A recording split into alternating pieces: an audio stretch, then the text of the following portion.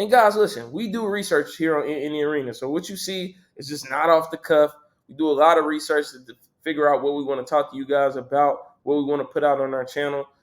If you haven't yet, make sure you subscribe so you can get those notifications whenever we drop something. But the 22 and under club in the NBA, a few different teams to throw out there. We got the Oklahoma City Thunder with Josh Giddey, Jalen Williams, Chet Holmgren.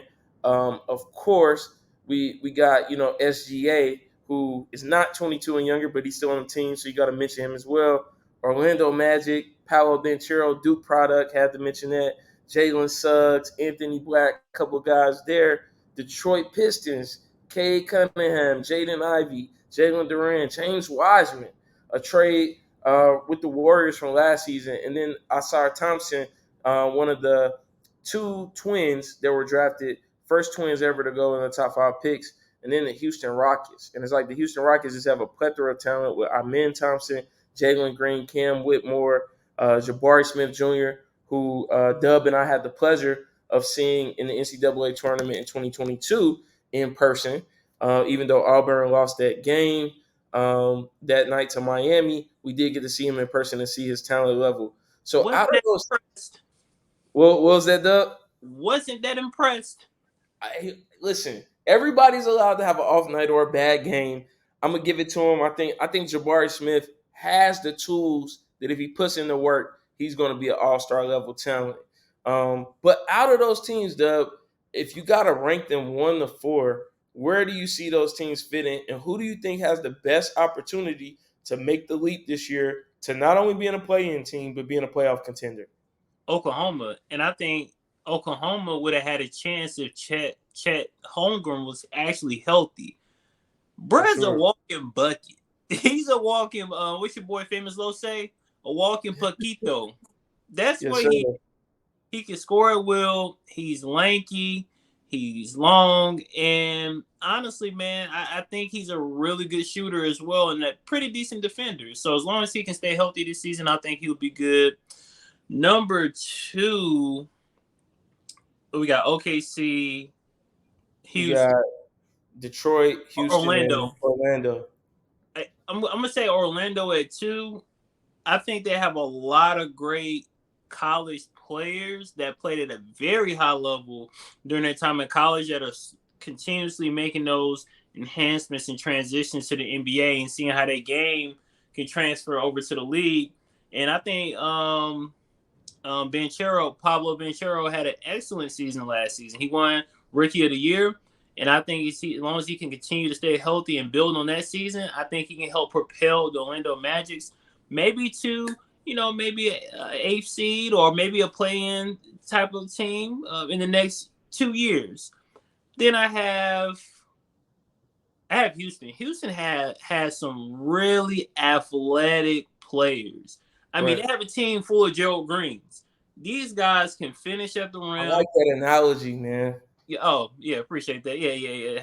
Shout out Gerald Green, bro. Yeah, salute. Shout out Gerald Green, bro. High flyer, but then when he started to age, he's got some finesse and he was able to shoot the ball as well. So you got to be adaptable. You got to change your game. But those guys can finish around the rim. Amen Thompson, right? That's one. Then you got what's his name? You got Brandon Smith Jr. Who's the cat that had all the curly hair? Jalen Green. Yeah, Jalen Green, finisher. So these guys are going to be fun to watch. Like I really want to watch them play this season. They are going to be fun. And then lastly, Detroit. What up, though? That's the question. What up, though? Because I don't think anything's going to happen this season. Y'all not looking too hot. But to kind of close out what I'm about to say here, if we pay attention to where the league is in its current state, all of our favorite players throughout high school, college are starting to transition out of the NBA. They're getting old.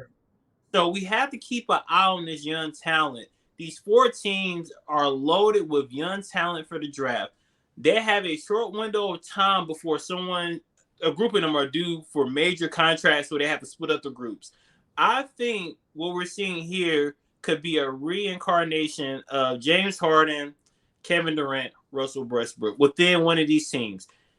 Seems very fitting to OKC, in my opinion. That's why I'm drawing the parallel. But keep an eye on these guys. The future of the league is here with these four teams, and I definitely think that we need to pay them closer attention. They need to get more TV time.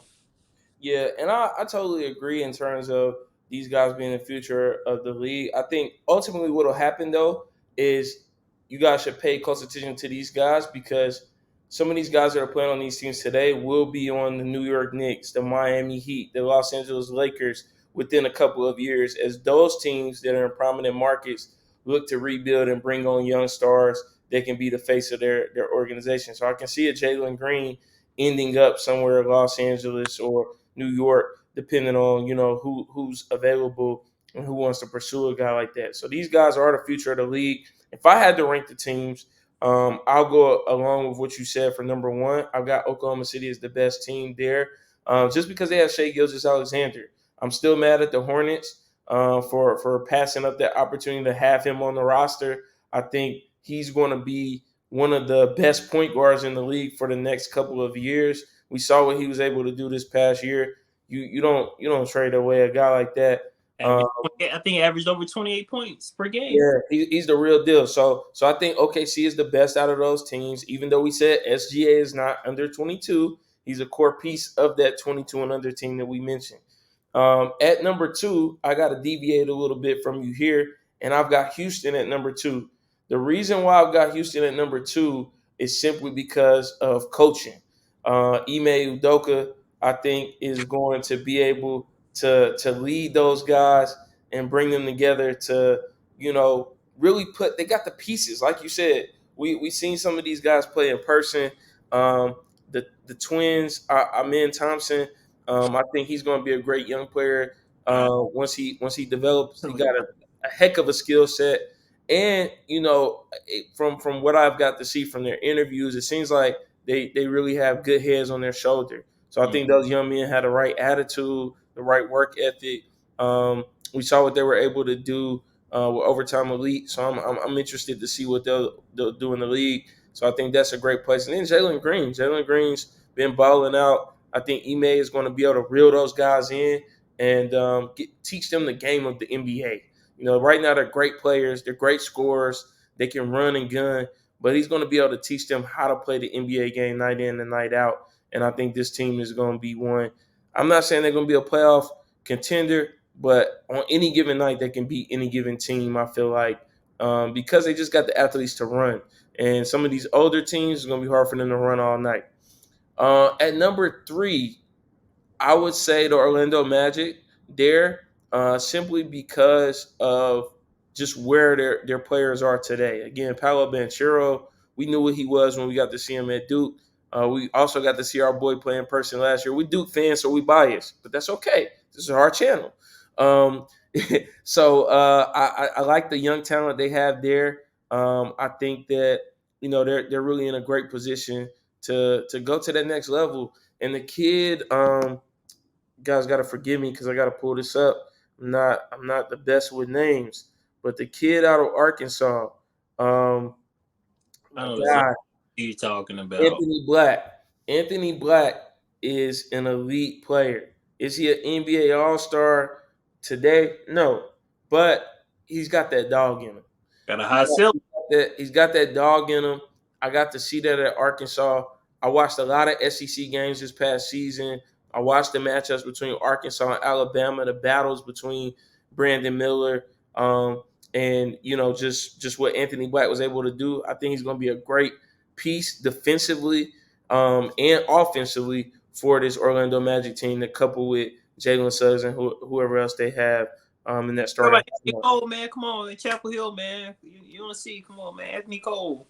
Oh, now see, I don't think Anthony Cole is he. No, okay.